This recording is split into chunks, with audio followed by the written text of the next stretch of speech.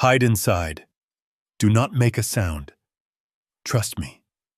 Those were the last words Elena whispered before she shoved me into the cramped velvet fitting room and slid the lock shut. I stood there in the dark, clutching my half-buttoned dress shirt, my heart hammering against my ribs like a trapped bird. I am Douglas Bennett. I am 68 years old. I spent 30 years hunting down financial criminals for the government, but nothing in my career prepared me for what I was about to hear through that thin partition wall. 10 minutes later, the voices on the other side froze the blood in my veins. It was Brandon, the man who was supposed to marry my daughter Mallory in 3 days. And he was not alone. The woman laughing with him was not my daughter. It was Tanya, Mallory's maid of honor and best friend since the 3rd grade.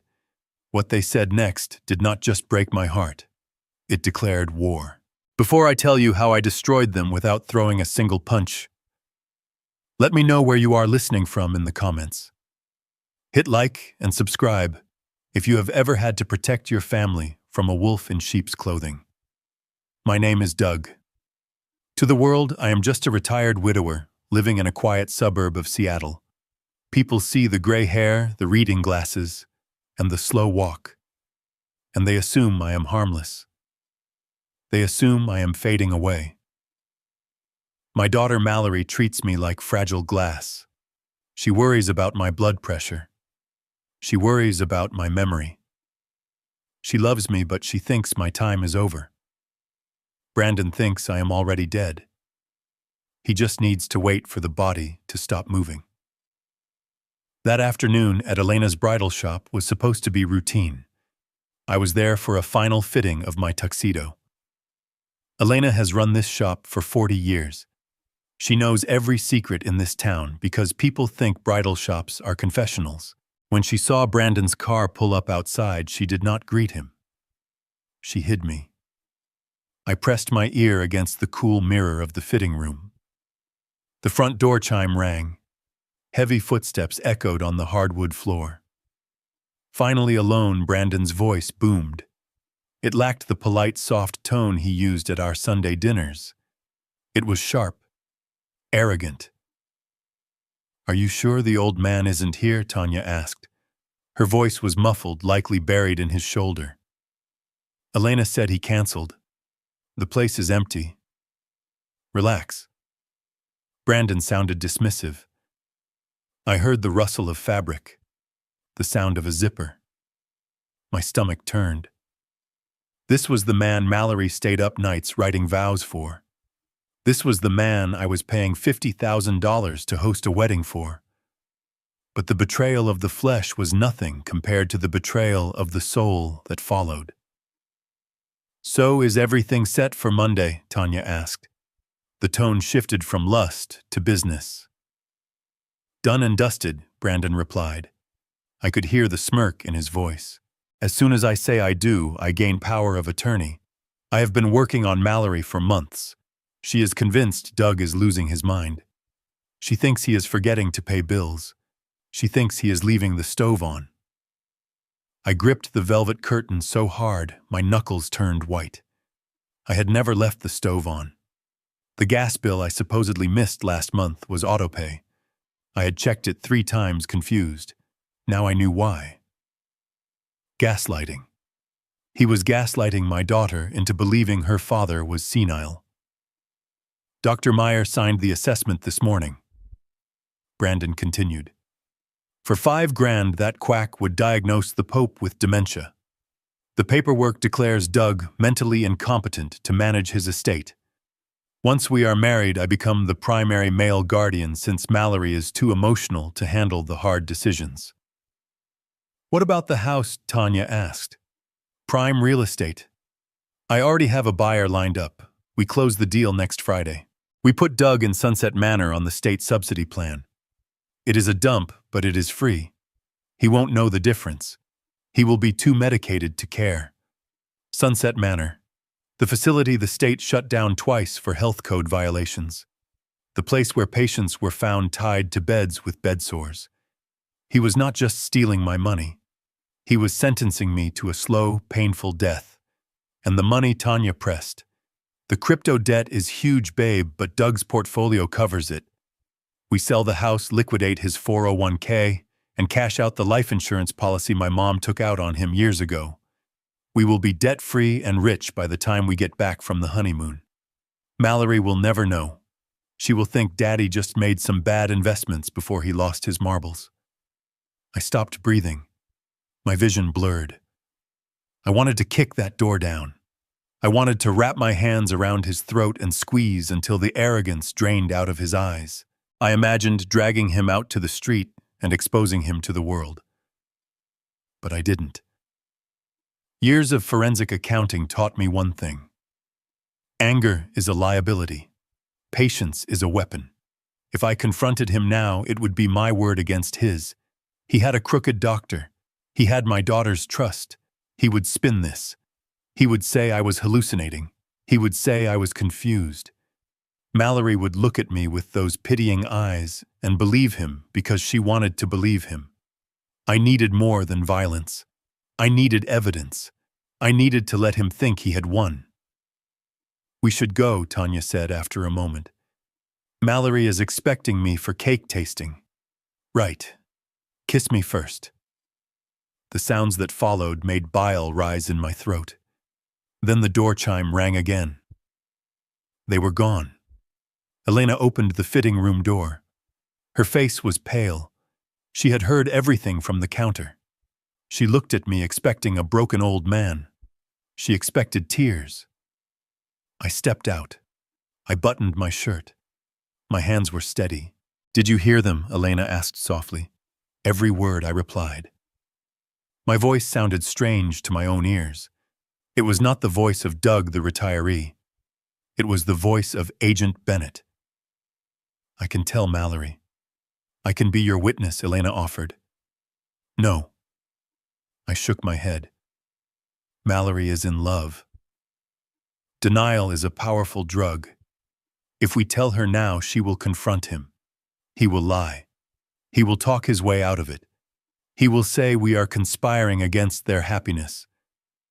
I need to cut the head off the snake, not just poke it. I walked out of the shop into the gray Seattle afternoon. The rain felt cold on my face, waking me up from the slumber I had been in since my wife died. I had been sleepwalking through life, trusting people, believing that if I was good, the world would be good to me. That naivety died in the fitting room.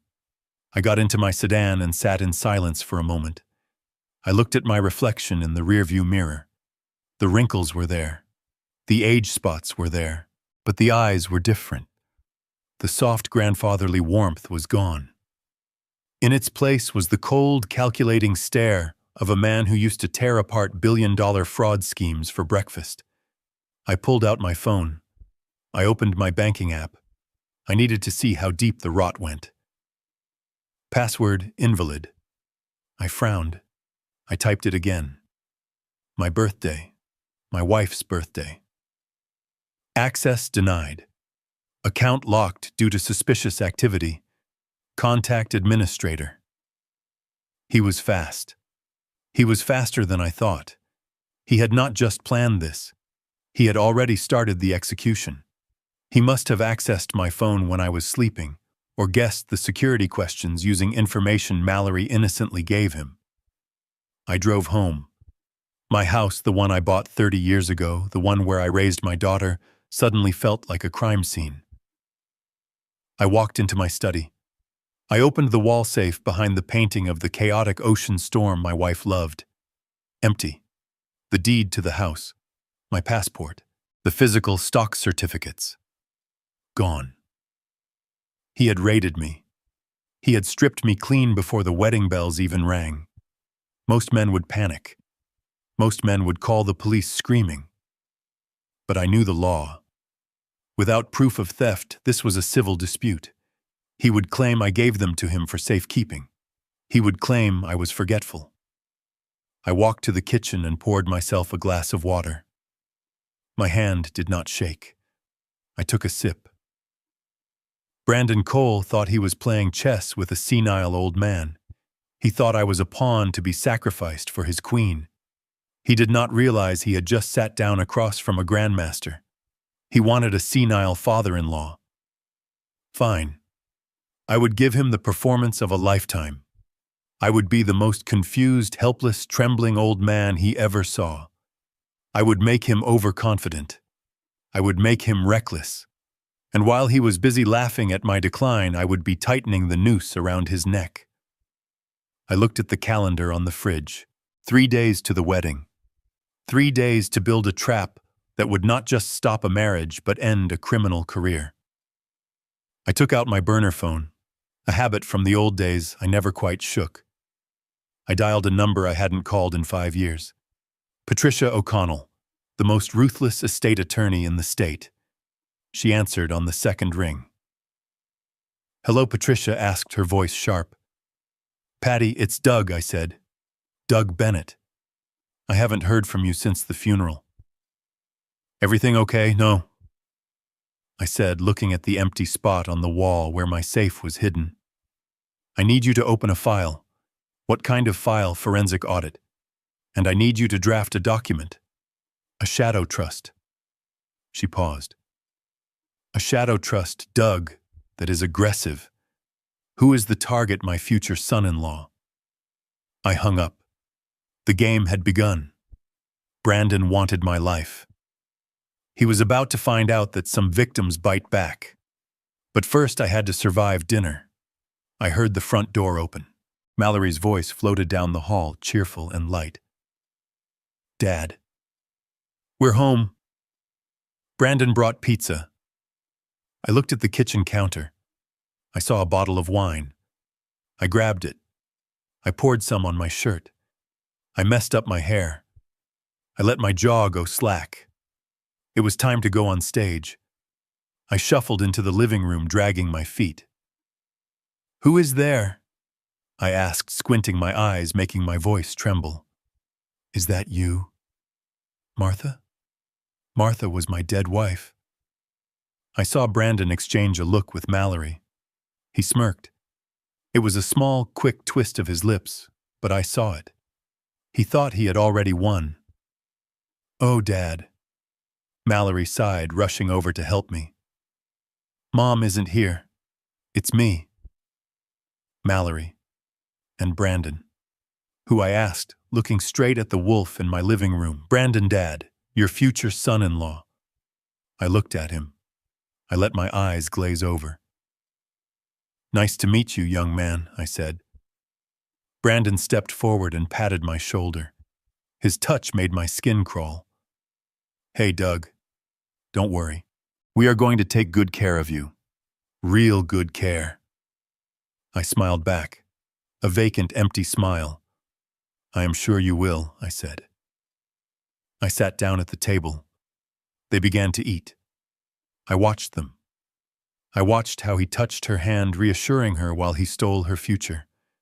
I watched how she looked at him with adoration, completely blind to the knife he was holding behind his back. I waited. I needed him to make a mistake. I needed him to feel so safe that he would get sloppy. And then it happened. His phone buzzed on the table. He glanced at it, then flipped it face down. But the glass surface of the dining table was reflective. I adjusted my glasses. I leaned in, pretending to reach for the salt. I saw the reflection of the message. It was from a contact named Shark. The text read, 200,000 by Monday, or the girl gets it. My blood ran cold. This wasn't just about debt. This wasn't just about greed. My daughter was in physical danger. The crypto debt he mentioned to Tanya wasn't to a bank. It was to loan sharks. If he didn't get my money by Monday, he wouldn't just be broke. He would be dead. And if he was dead, they might come for his wife. I looked at Mallory. She was laughing at something he said. She had no idea she was sitting next to a walking corpse. I had to accelerate the plan. I couldn't wait for the wedding. I had to destroy him, and I had to do it now. But I needed more than a text message. I needed the paper trail. I needed to know exactly who he owed and where the money was going. I stood up, knocking my chair over on purpose. Dad, Mallory jumped up. I need to go to the bathroom, I mumbled. I shuffled down the hall. But I didn't go to the bathroom. I went to the guest room where Brandon had thrown his jacket. I checked the pockets. Nothing. I checked the lining. I felt something hard. A second phone. I pulled it out. It was locked, but the screen lit up with a notification. It was an email preview from Dr. Meyer. Subject capacity assessment, finalized, body. The hard copies are ready. I backdated them to last month as requested. This should hold up in court if the old man tries to fight the conservatorship. Just bring the cash tomorrow. I took a photo of the screen with my burner phone. This was the first nail in his coffin. Conspiracy to commit fraud. Medical malpractice. I heard footsteps in the hall. Dad Brandon's voice. He wasn't sounding polite anymore. He sounded suspicious. I quickly shoved the phone back into his jacket. I flushed the toilet in the bathroom next door and stepped out, looking confused. Where am I asked. Brandon stared at me. His eyes narrowed. He was looking for a crack in my mask. He was looking for the sharp agent I used to be. You are in the hallway, Doug, he said slowly.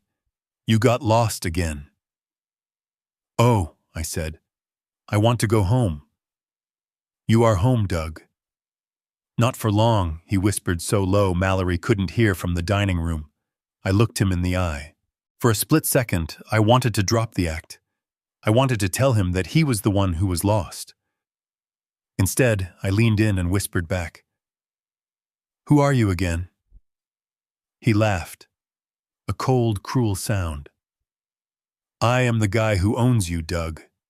Now go eat your soup. He turned his back on me and walked away. That was his mistake. You never turn your back on a hunter. I returned to the table. I ate my soup. I watched them plan the seating chart for the wedding.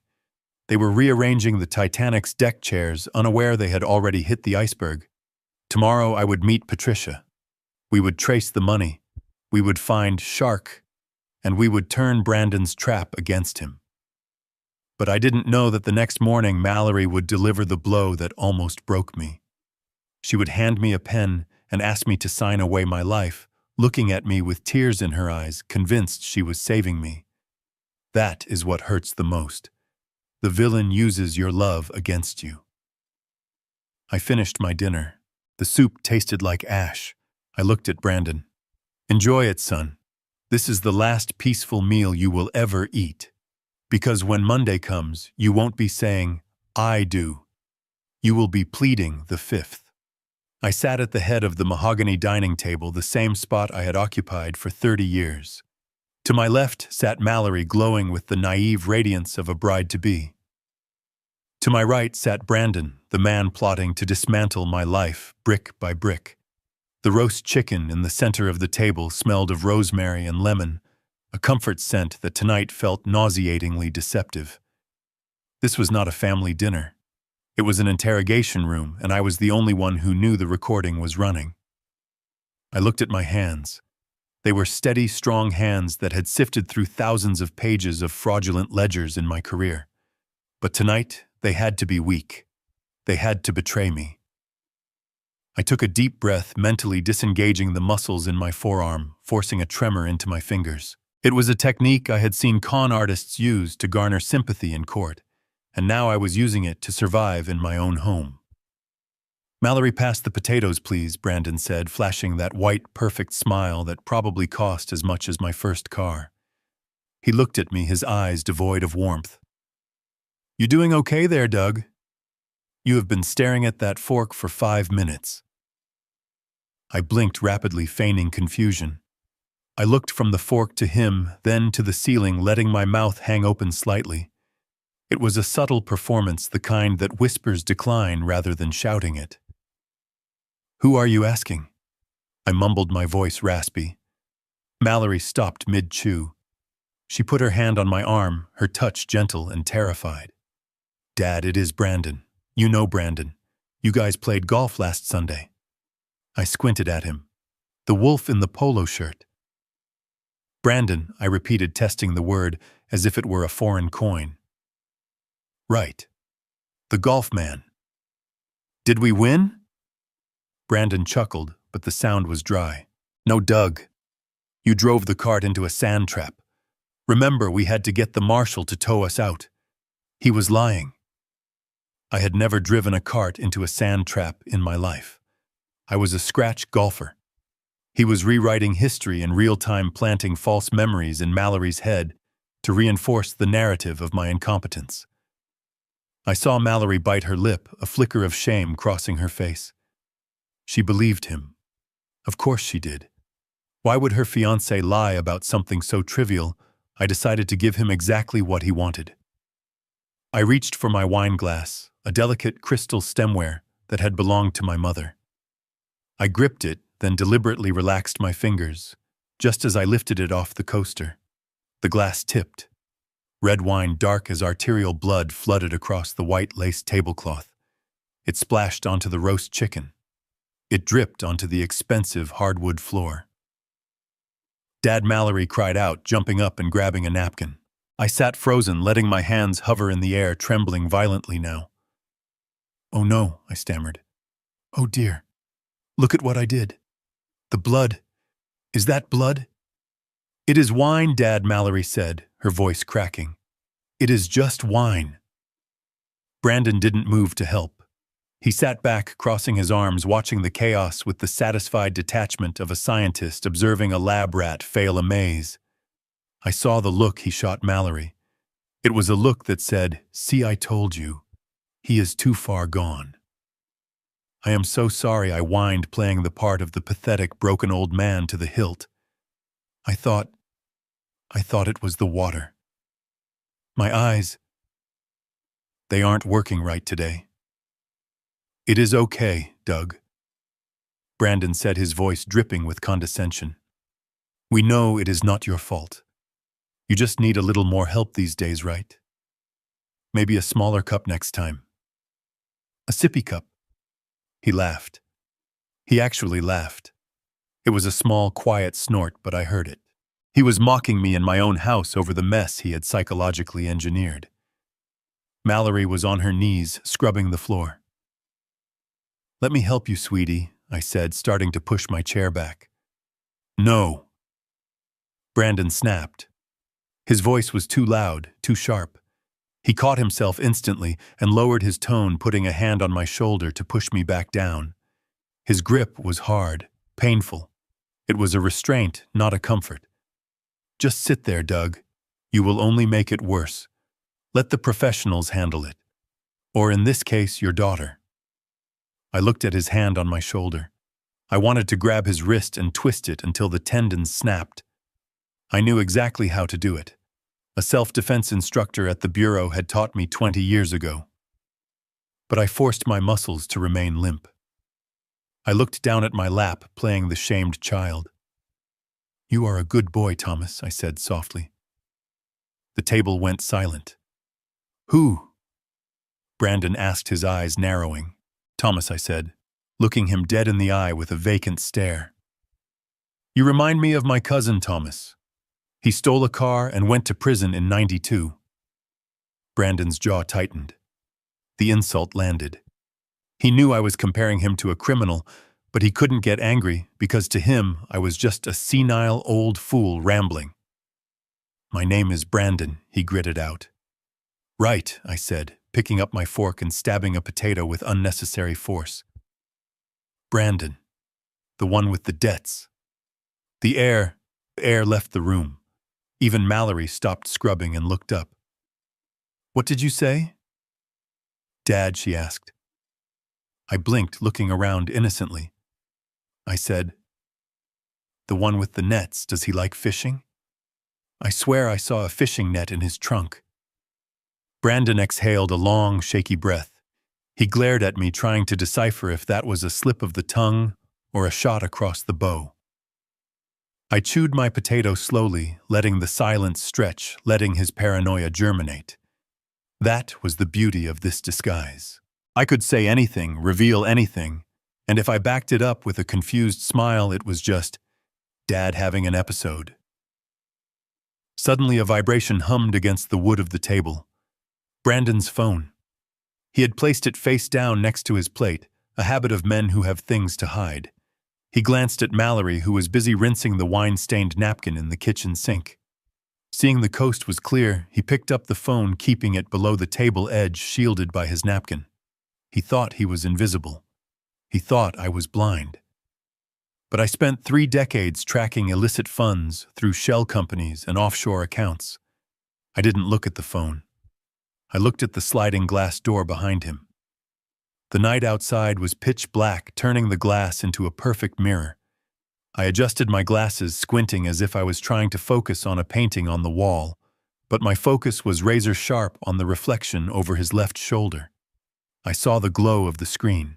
I saw the green bubble of a text message, and I saw the words that confirmed my worst fears. Shark. You're stalling. The interest just doubled. Monday is the deadline. If the wire isn't in my account by noon, we visit the bride. We visit the bride. My heart hammered against my ribs, a cold, heavy thud. This wasn't just a scam. This wasn't just a con artist trying to steal a house. This was a man who had borrowed money from violent criminals and used my daughter as collateral.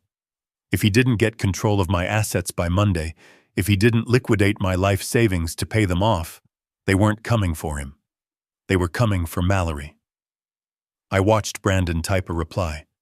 His thumbs moved furiously. Relax. The old man is practically a vegetable. I am getting the power of attorney signed tomorrow morning. You will have your money. He hit send and slid the phone back into his pocket. He looked up and caught me staring. For a second, panic flickered in his eyes. He wondered how long I had been looking. He wondered what I had seen. Then he looked at my drooling mouth, my slumped shoulders, and the wine stain on my shirt. The panic vanished, replaced by arrogance.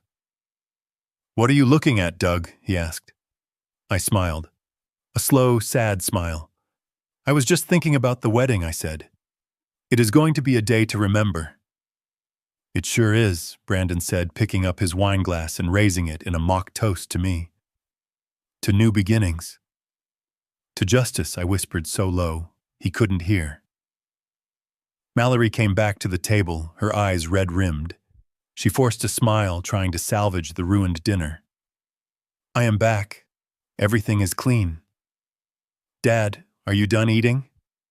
I pushed my plate away. "I am not hungry, sweetie. I think I need to go lie down. My head is spinning." "Let me help you up," Brandon offered, playing the hero again. "Don't touch me," I snapped. The sharpness in my voice surprised them both. I quickly covered it with a whimper, clutching my chest. "I mean, I am sore.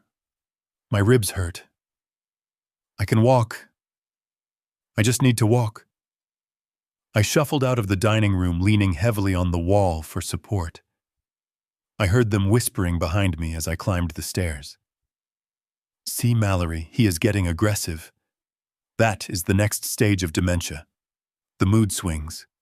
We need to get that paperwork signed tomorrow for his own safety." "I know, Brandon. I know. It is so hard to watch him like this. It is for the best, babe. We are doing this because we love him." I reached the top of the stairs and turned the corner out of their sight. I straightened my back. The tremor in my hands vanished. I walked silently into my study and locked the door. I didn't turn on the light. I went straight to the window and looked down at the driveway. Brandon's car was there, a flashy leased BMW that he couldn't afford. I pulled out my burner phone. I had the confirmation I needed. The threat was immediate. Shark was likely a pseudonym for a local loan shark operation. I needed to identify them. I needed to know exactly who was holding the leash. I dialed Patricia. "Did you get the trace?" I asked without preamble. "I am looking at it now." "Doug," Patricia's voice came through crisp and professional. "You were right. Brandon Cole is a ghost. No employment history for the last 3 years. But his credit card statements, It is a horror show. Online gambling, high-stakes poker rooms in the underground district, and there is a recurring payment to a shell company called Viper Logistics. Viper Logistics, I repeated. That is the front for the Russo crime family. You know them, I arrested the father in '98, I said. If he is borrowing from the Russos, he is not just in debt. He is owned. Patricia, they threatened Mallory. I saw a text. There was a silence on the line. Then the sound of typing. That changes the strategy, Doug. We can't just sue him. If we corner him, he might panic and do something violent. Or the Russos might decide to collect on the insurance policy early. I know I said watching Brandon walk out of the house below to smoke a cigarette. He looked agitated. He was pacing. So what is the play? We call the cops, no, I said. The cops will take 48 hours to file a report. By then the wedding is over. We need to sever the head. I need to make the Russos believe that Brandon is not their payday. I need to make them believe he is a liability. How do you do that? I am going to make him insolvent, I said. Publicly, irreversibly. But first, I need to survive tomorrow. He is bringing the power of attorney papers in the morning. Are you going to sign? I have to, I said. If I don't, he cancels the wedding, grabs Mallory and runs. Or worse, the Russos come for her. I need him to think he has won until the very last second. I need him to walk down that aisle thinking he is a king, so when I strip him of his crown, he has nowhere to hide. I hung up. I watched Brandon flick his cigarette butt onto my driveway, my property. He looked up at my window. I stepped back into the shadows, but I kept my eyes on him. You want my life, Brandon. You want my daughter. You can have my signature. You can have my act. But you have no idea what you just invited into your life. You think you are the predator because you found a weak old sheep. You forgot that sometimes the shepherd is the one with the rifle. I went to my desk and pulled out a fresh sheet of paper. I began to write down everything I had seen, every time, every date, every text. My memory wasn't failing. It was a steel trap. And tomorrow I was going to bait it with the one thing Brandon couldn't resist, total control. I would sign his papers. I would play his game.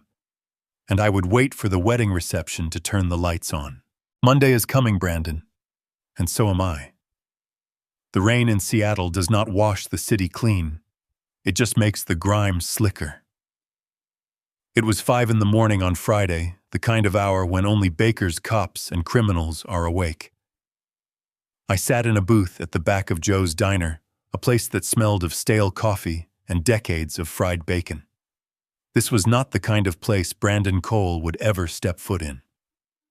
There were no mimosas here. There was no avocado toast. There was only anonymity.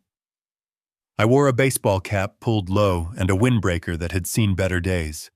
To the waitress, I was just another retiree avoiding an empty house. She poured me a cup of black coffee without asking. I watched the steam rise, my mind racing through the events of last night. The wine spill. The text message. The threat. The bell above the door jingled. Patricia O'Connell walked in. She did not look like a woman who had spent the last 20 years tearing apart the estates of the corrupt elite. She wore a gray raincoat and carried a battered leather briefcase that was worth more than the car parked outside. She saw me. She did not smile. We do not do smiles. We survived the trenches of federal investigations together in the 90s. We deal in facts, not pleasantries. She slid into the booth opposite me. She placed the briefcase on the table and signaled the waitress for coffee. You look like hell, Doug, she said. Her voice was gravel and silk. I feel like it, I replied. Did you bring the hardware? Patricia tapped the briefcase. I have everything. But before we open this Pandora's box, I need you to answer one question. Are you doing this to save your money, or are you doing this to destroy him? I looked her in the eye. The image of Brandon's hand on my shoulder, his condescending smirk flashed in my mind. I am doing this because he threatened Mallory, I said. He is using my daughter as a human shield against the mob. Patricia nodded.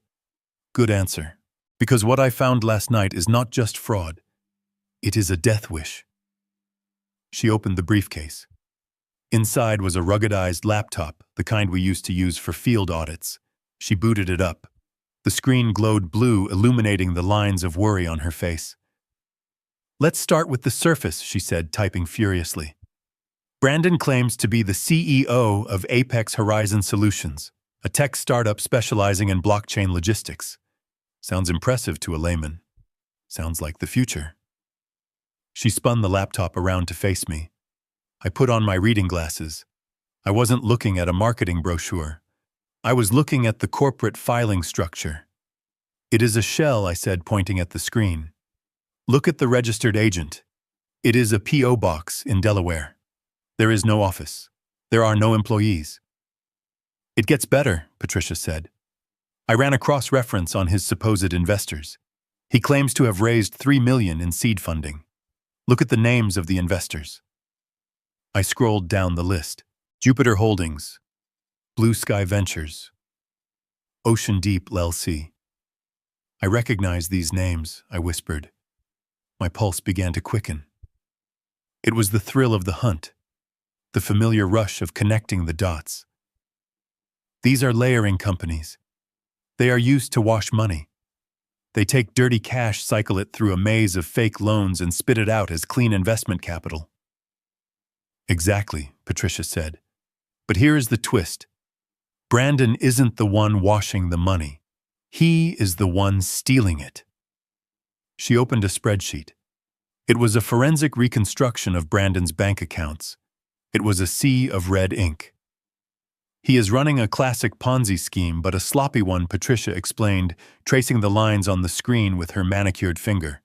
He takes money from new investors, friends, college buddies, maybe even some of Mallory's coworkers, and he promises them a 20% return in a month. When the month is up, he needs to pay them, but he has no product. He has no profit, so he needs a new victim. And I am the new victim, I said, the realization settling in my stomach like a stone. You are the whale, Doug. You are the bailout. Patricia looked at me with grim sympathy. He owes $1.8 million to the early investors who are demanding their payout. He has been stalling them for weeks. That is why he needs your house. That is why he needs your retirement fund. He isn't planning to invest your money. He is planning to earn it, to keep the fire from consuming him. I looked at the numbers. They were staggering. He had burned through $500,000 in 6 months on lifestyle expenses alone. Leased luxury cars, first-class flights, jewelry, and the gambling. Show me the gambling, I said. Patricia clicked another tab. This is where it gets dangerous. The screen showed a series of wire transfers to a company called Viper Logistics.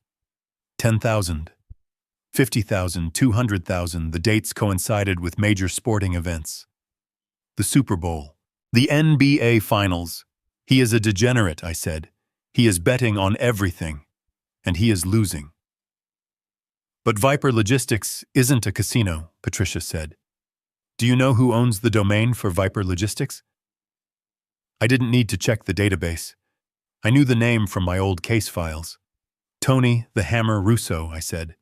The Russo crime family. They run the biggest illegal bookmaking operation on the West Coast. Patricia nodded. Brandon didn't just borrow from a bank, Doug. He borrowed from the kind of people who break kneecaps as a warning and put bullets in heads as a final notice.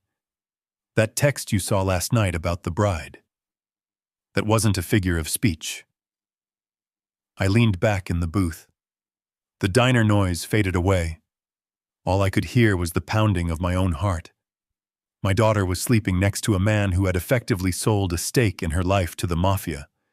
If he didn't pay up, they wouldn't just hurt him. They would hurt her to send a message.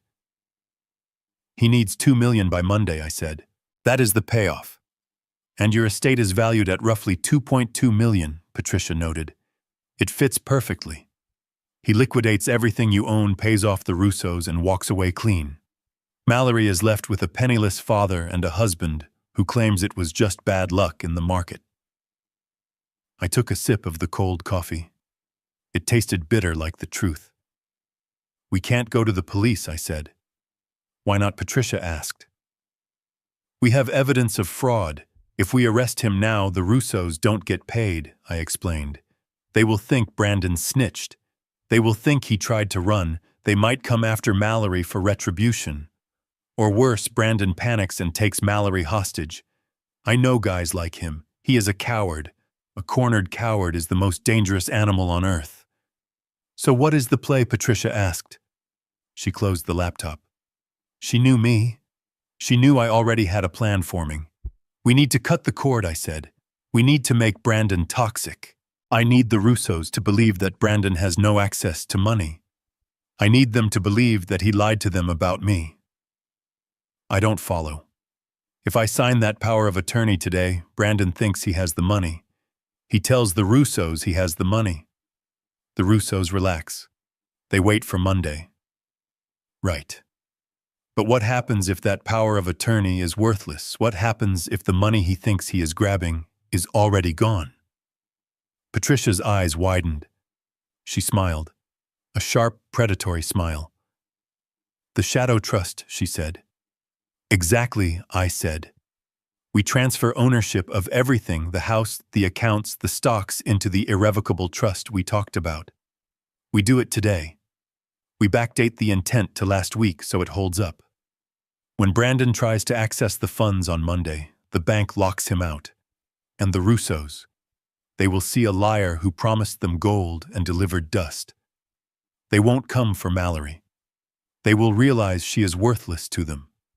They will handle Brandon themselves. It is risky, Doug. You are playing chicken with a hitman. I have played with worse, I said. But I need one more thing. I need to nail him for the medical fraud. I need to make sure that when the dust settles, he goes to federal prison for a long time so he can never come back for her. The doctor, Patricia said. Meyer, I need his financials. If he took a bribe to declare me incompetent. He left a trail. Patricia opened the laptop again.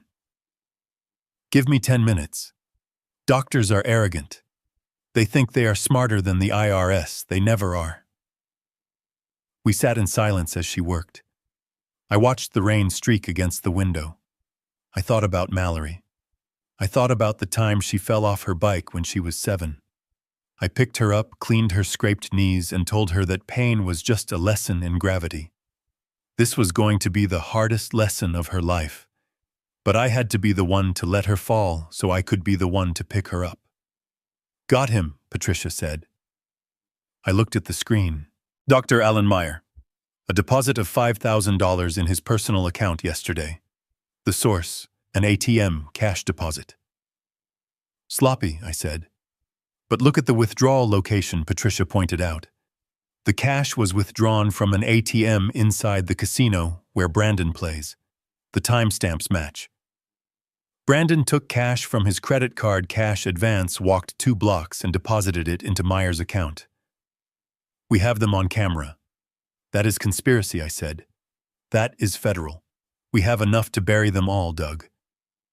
Brandon. Tanya. Dr. Meyer. Good, I said. Print it. All of it. I stood up. I threw a $20 bill on the table. Where are you going? Patricia asked. I am going home, I said. I have a performance to finish. I have to go sign my life away. Patricia grabbed my arm. Her grip was strong. Be careful, Doug.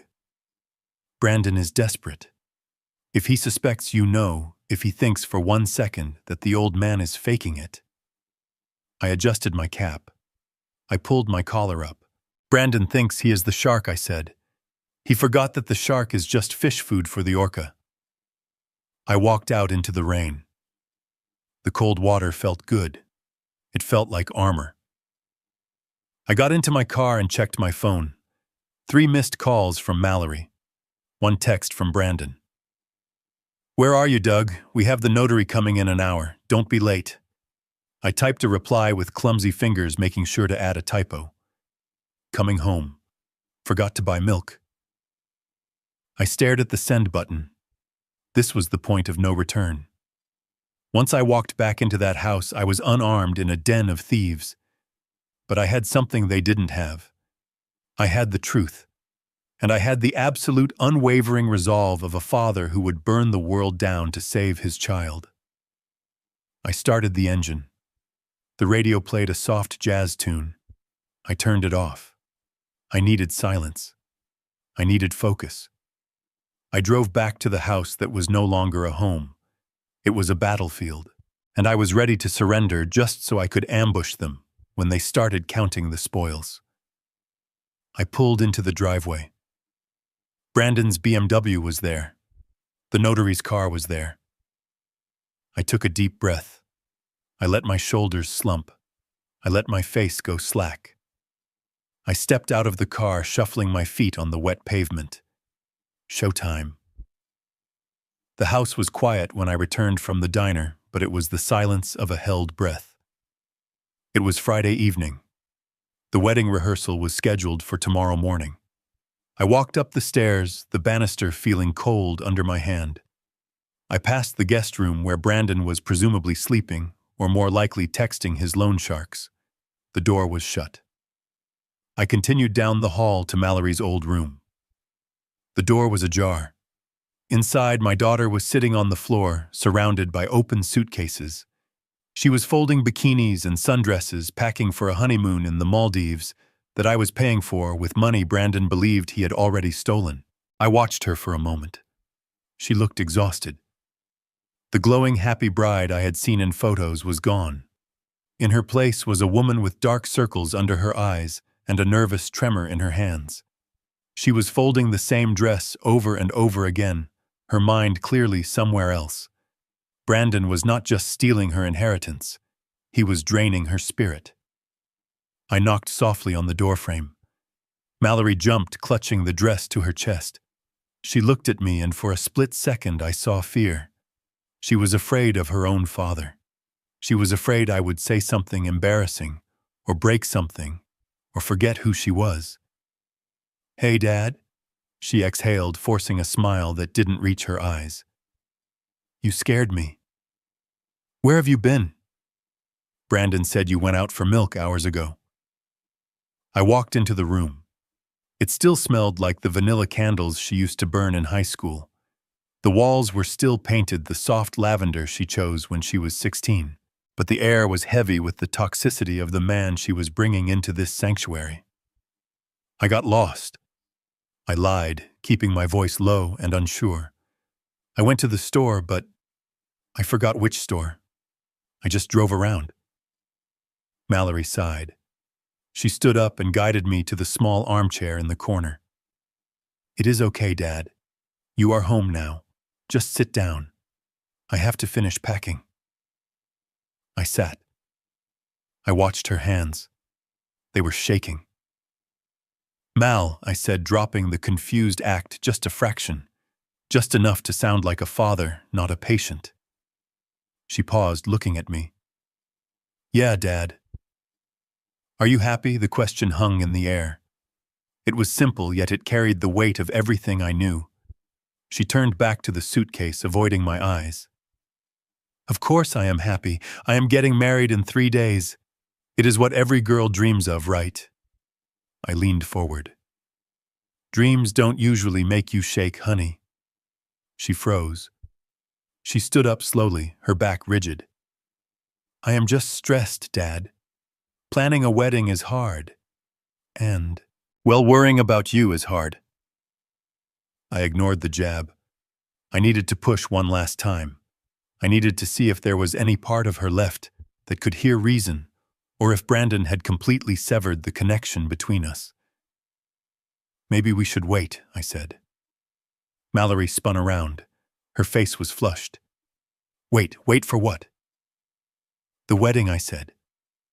"Just a few months. You seem rushed. And Brandon, he seems to have a lot on his mind." "What is that supposed to mean?" she snapped. Her voice was sharp, defensive. It was the voice of a cult member defending the leader. I continued treading carefully on the thin ice. Money is tight. I know he has debts. I saw the letters. I hadn't seen letters. I had seen a digital trail of illegal gambling. But she didn't know the difference. Mallory's eyes narrowed. She took a step toward me. Brandon doesn't have debts, Dad. You are confused. Again. I am not confused about this, I said, letting a bit of my old authority bleed into my tone. A man who loves you doesn't make you cry while you pack for a vacation. A man who is financially stable doesn't need his father-in-law's house to pay off investors. Stop it, she screamed. The sound tore through the room. She was shaking violently now, but not from fear. From anger. You are the one with the problems, Dad. You, Brandon, is a saint for putting up with this. Do you have any idea what he is sacrificing for us? He is taking over your estate because you can't handle it anymore. He is trying to save us from your mistakes. My mistakes? I asked quietly. Yes, she threw her hands up. You forget to pay bills. You leave doors unlocked. Brandon told me about the bad investments you made last year. He told me we are on the brink of losing this house because of you. He is stepping in to fix your mess, and all you do is look at him with those judgmental eyes and make up stories. I sat there stunned. The lie was deeper than I thought. Brandon hadn't just convinced her I was senile. He had convinced her that I was the one who had ruined our finances. He had projected his own failures onto me. He was the one with the gambling debt, but he had told her I was the one making bad investments. He is a liar, Mallory, I said, my voice hardening. He is my husband, she yelled, tears streaming down her face. And he is the only reason you aren't in a state home right now. He fought for you, you dad. He told the doctors we could keep you at home if we just managed the money. He is saving your life and you are too far gone to see it. She walked over to the door and pointed into the hallway. Get out, she whispered. Just get out. I can't look at you right now. You are ruining everything. I looked at my daughter. I looked at the little girl I had taught to ride a bike. I looked at the teenager I had comforted when her first boyfriend broke her heart. That girl was gone. She was buried under layers of manipulation and fear. Brandon had done something worse than steal my money. He had stolen her reality. I stood up slowly. My knees cracked. I didn't need to fake the pain this time. It was real. It was the physical ache of a heart breaking in real time. I realized then that words were useless. Logic was useless. You cannot reason with a disease. You cannot negotiate with a cancer. You have to cut it out. If I continued to argue, she would run to him. She would tell him I was lucid. She would tell him I was suspicious. And he would accelerate the timeline. He would hurt her. I had to be the villain one last time. I slumped my shoulders. I let my face go slack. I let my eyes wander around the room as if I had forgotten where I was. I just wanted to know if you saw my glasses, I mumbled. I can't find my glasses. Mallory stared at me. The anger drained out of her face, replaced by a crushing pity. She reached out and touched the glasses that were sitting on my nose. They are on your face, Dad, she said, her voice trembling. Oh, I said.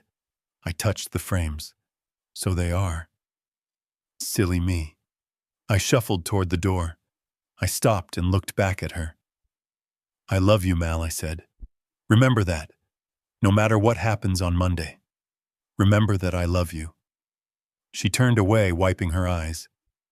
Just go to bed, Dad. Please. I walked out into the hallway. I heard her door click shut. Then I heard the muffled sound of sobbing. I walked to my room. I didn't cry. I didn't tremble.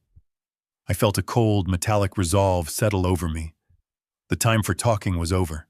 The time for saving her feelings was over. She thought I was the monster dragging us down fine. I would be the monster. But I would be the monster that ate the wolf. I went to my desk. I pulled out the power of attorney documents Brandon had left there earlier. They were thick, legal-sized papers that effectively stripped me of my rights as a human being. They gave Brandon Cole full control over my bank accounts, my property, and my medical decisions. I uncapped my pen. Mallory thought she was saving me by siding with him. She was wrong. I was saving her by letting her believe it. I signed my name at the bottom of the page. Douglas A. Bennett. The signature was shaky, just like they wanted, but the intent behind it was lethal. I looked at the document. It was a declaration of war disguised as a surrender. Tomorrow I would hand this to him. I would watch him smile that victorious, arrogant smile. I would watch him think he had won the lottery. And on Monday I would watch his world disintegrate. I turned off the lamp. I sat in the dark, listening to the rain. Sleep well, Mallory. Cry your tears tonight. Because when the storm breaks on Monday, you are going to need every ounce of strength you have to face the truth. I am not a senile old man. I am a father, and God have mercy on the man who made my daughter cry, because I certainly won't. Saturday morning arrived with a sky the color of bruised slate. The rain had stopped, but the air inside the house was heavy, suffocating, charged with the static electricity of imminent betrayal. I sat at the kitchen island, a cup of lukewarm tea in front of me, watching the clock tick toward 9. That was the execution hour. That was when the notary was scheduled to arrive. My hand rested on the granite countertop. It was steady. I spent 5 minutes practicing the tremor, fine-tuning the frequency of the shake so it looked like early-stage Parkinson's, and not just fear. I needed them to believe the body was failing so they wouldn't suspect the mind was sharpening its knives. Brandon walked in first. He was wearing a crisp white dress shirt and navy trousers, the uniform of the successful son-in-law he pretended to be. He smelled of expensive cologne and stale tobacco. He poured himself a coffee, whistling a tune that sounded disturbingly like a funeral march. "Morning, Doug," he said, his voice bright, too loud for the somber occasion. "Big day today." I looked up slowly, blinking behind my thick lenses. "Is it?" I asked, letting my voice crack. "Is it a birthday?" Brandon chuckled, shaking his head as if dealing with a confused toddler. "No, Doug. It is better. It is the day we secure your future. Remember, we talked about this. The paperwork. The nice lady with the stamp is coming to help us." Mallory entered the room a moment later. She looked like she hadn't slept. Her eyes were puffy, and she avoided looking at me. She went straight to the coffee machine, her back turned to the room. I could see the tension in her shoulders. She knew this was wrong. Deep down in the part of her soul that Brandon hadn't yet colonized, she knew stripping her father of his rights was a sin. But fear is a powerful silencer. The doorbell rang. The sound made Mallory jump. Brandon's eyes lit up. It was the hunger, the pure, unadulterated greed flashing across his face before he composed himself into a mask of concern. "I will get it," Brandon said, striding to the door. He returned with a woman in a beige raincoat. She was short, efficient, carrying a leather portfolio that looked like a weapon. "Doug, this is Ms. Carver, the notary." Brandon introduced her. "She is here to witness your signature." Ms. Carver looked at me with professional indifference. To her, I was just another old man signing away his autonomy. She had probably seen this scene 100 times, the aging parent, the eager children, the transfer of power. She didn't know she was walking into a crime scene where the crime hadn't happened yet. "Hello, Mr. Bennett," she said, pulling out a stack of documents. "I just need to verify your identity. Do you have a driver's license?" I patted my pockets, frowning. I don't know where I put it. Brandon produced my wallet from his own pocket. He had taken it for safekeeping last night. "Here it is," he said, handing the ID to the notary. She checked the photo. She checked my face. She nodded. "Okay, let's get started. These are the durable power of attorney documents for financial and medical decisions." By signing this, you are granting Mr. Brandon Cole the legal authority to manage your bank accounts, real estate investments, and healthcare choices. Do you understand this, Mr. Bennett? I looked at the stack of papers. It was thick. It was comprehensive. It was a legal cage. I looked at Mallory. She was sitting at the far end of the table staring at her hands. Mal, I whispered. She looked up, her eyes swimming with tears. Do I have to? I asked. It was the question that almost broke her. I saw her waver. I saw her open her mouth to say no to stop this madness. But Brandon was faster.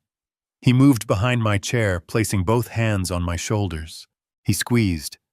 It felt like a massage to the room, but to me it was a vice. It is for the best, Doug, he said, his voice dropping to that hypnotic, reassuring register he used on her. Remember the stove, remember the lost checks. We just want you to be safe. We want you to enjoy your retirement without worrying about the boring stuff. I am going to take care of the bills. I am going to make sure the house is maintained. You trust me, don't you? I looked into his eyes. They were blue, cold, and empty of anything resembling humanity. I trust Mallory, I said softly. Brandon smiled. Exactly. And helping me is helping Mallory. We are a team. He uncapped a heavy, expensive fountain pen. He placed it in my hand. Right here, Doug, next to the yellow sticker. I looked at the line. Grantor signature. This was it. The moment he had been salivating for. The moment he thought he won the lottery. I let my hand hover over the paper. I started the tremor. The pen tip danced above the line, making small ink dots on the paper. I can't keep it steady, I whined. It is okay. Take your time, Ms. Carver said, glancing at her watch. Brandon was vibrating with impatience. I could feel heat radiating off him. He wanted to grab my hand and force the signature, but he couldn't. Not in front of a witness. He had to play the benevolent caretaker. Just breathe, Doug, he said through gritted teeth. Just write DOUG. I took a deep breath. I thought about the text message from the loan shark. I thought about the fake doctor's note. I thought about the insult to my daughter. I lowered the pen. I wrote. The letters were shaky, jagged, the handwriting of a man losing control of his faculties. Douglas A. Bennett. I lifted the pen. There is one more, Ms. Carver said, flipping the page. This is the transfer of the deed for the primary residence into the joint custody of Mr. Cole to be managed on your behalf. I signed that one too. And the access to the brokerage accounts. I signed. With every signature I saw Brandon's shoulders drop. The tension was leaving his body. He was crossing the finish line. He was mentally spending the money already. He was paying off the Russos. He was buying a new car. He was erasing his mistakes with my life's work. Done, Ms. Carver announced. She stamped the papers with a loud rhythmic thud, thud, thud. It sounded like a gavel sentencing him, not me. Brandon snatched the papers up the second she was finished. He didn't even try to hide his eagerness. Thank you, Ms. Carver. I will walk you out. He practically ran her to the door. Mallory stayed in the kitchen. She walked over to me and wrapped her arms around my neck. She was crying silently. I am sorry, Dad, she whispered into my ear. I know you hate this, but it is going to be okay. Brandon promised. He promised everything will be better now. I patted her arm awkwardly. You are a good girl, Mal, I said. You are trying to do the right thing. She pulled back, wiping her eyes. I have to go get ready. The rehearsal is in an hour. Are you coming? I shook my head. I think I will stay here. I need a nap, all this writing. It made me tired. Okay. We will see you at dinner. She kissed my forehead. It felt like a goodbye kiss. she left the room, I heard the front door close. I heard the engine of the BMW roar to life. Brandon was driving fast. He was probably racing to the bank, or to meet his contact, to show them the prize. I sat alone in the kitchen. The silence rushed back in, but it wasn't oppressive anymore. It was clear. It was sharp. I stopped shaking. I picked up the cup of tea and walked to the sink. I poured it out. I walked to the window and watched their car disappear around the bend. Then I pulled out my burner phone. I dialed Patricia. "It is done," I said. "Did he take the bait?" she asked. "Hook, line, and sinker. He has the papers. He thinks he owns the house. He thinks he owns the accounts. He is probably on his way to liquidate the stocks right now. And the timing. Perfect," I said. "He won't be able to do anything until Monday morning when the markets open fully for the type of transfer he needs. He will spend the weekend celebrating. Patricia, execute the shadow trust. Copy that, Doug. Filing the transfer of assets now. We are moving the deed and the brokerage ownership into the Mallory Protection Trust, effective as of, let's say last Tuesday, make it last Monday," I said, "just to be safe." Done. By the time he walks into that bank on Monday, the accounts connected to his power of attorney will be empty shells. He will have the keys to a vault that has already been looted. "And the medical records?" I asked. "I have them," Patricia said. Dr. Meyer's office was surprisingly easy to hack. Or rather, his secretary has a very weak password. We have the emails between him and Brandon. Explicit requests to falsify the dementia diagnosis in exchange for cash. We have the deposit slips. Good. Doug. Patricia hesitated. There is one more thing. What I dug deeper into the Russo connection. The shark contact. I found a police report from 2 years ago. A guy owed them money. He didn't pay, they didn't kill him. They burned his house down while he was at work. They killed his dog. They play dirty, Doug. If Brandon finds out the money is gone, he won't find out until the wedding is over, I said. I will make sure of it. How I am going to keep him busy. I am going to play the confused old man so well he won't have time to check the balance. I am going to ask him for help with everything. I am going to call him every hour. I am going to be the most annoying burden he has ever carried. You are enjoying this, aren't you? I looked at the pen Brandon had left on the table. It was gold-plated, flashy, cheap core, just like him. I am not enjoying it, Patricia. I am executing a sentence. I hung up. I walked into the living room. I looked at the spot where the wedding photos were supposed to hang. I had 48 hours to keep the illusion alive. 48 hours to walk a tightrope over a pit of vipers. But I wasn't afraid, because now the gun was in my hand, and Brandon Cole had just pulled the trigger for me. I went upstairs to my bedroom. I opened the closet. I pushed aside the old coats and pulled out a small metal box I hadn't touched in years. Inside was a digital recorder, a high-fidelity long-range listening device. I had one more scene to play. The rehearsal dinner was tonight. Brandon would be drinking. He would be bragging. And I needed to be there to catch the spillover. I put the recorder in my pocket. I checked my reflection in the mirror. The gray hair was messy. The shirt was buttoned wrong. The glasses were crooked. Perfect. I headed out the door. The victim was dead. The hunter was awake, and the hunt was coming to a close. The Neon Lounge was a pulsing sore on the side of the city's nightlife district. It was the kind of place where the champagne cost $400 a bottle, and the respect for women cost absolutely nothing. The bass from the speakers was so heavy it rattled the fillings in my teeth as I stood on the sidewalk. I checked my watch. It was 11 at night. My bedtime used to be 9:30, but tonight I was on a different schedule. I was on hunter's time. I adjusted my disguise. It was not a fake mustache or a wig. It was much simpler and much more effective. I had untucked my shirt so it hung sloppily over my belt.